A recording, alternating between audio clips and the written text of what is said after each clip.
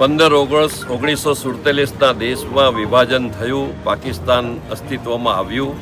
પરંતુ જે તે વખતે સિંધ પ્રદેશના લોકો, જે સિંધી સમાજના લોકો ભારતના અનેક વિસ્તારમાં ગયા, એ પૈકી અહીંયા સુરતમાં પણ રામનગર વિસ્તારમાં સિંધી સમાજ આવ્યો, વસ્યો અને ત્યાર પછી આજે આટલા બધા વર્ષો પછી જ્યારે અહીંયાના એક શેરીનું નામ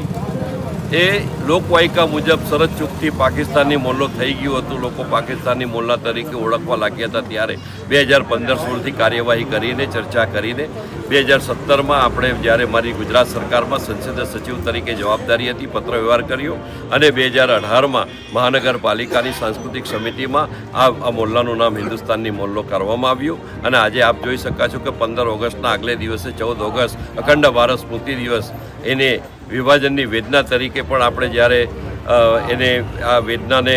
વાચા આપવાનું કામ સૌથી વધુ સહન સિંધી સમાજે જ્યારે કર્યું હોય ત્યારે અહીંયા હિન્દુસ્તાની મોલ્લાની તકતીનું અનાવરણ કર્યું છે. હવે પછી આ મોલ્લામાં જે કોઈના રેશન કાર્ડ અથવા તો આધાર કાર્ડમાં પાકિસ્તાની મોલ્લો શબ્દ લખાયો હશે એને પણ દૂર કરીને અમે હિન્દુસ્તાની મોલ્લો કરવાઈશું.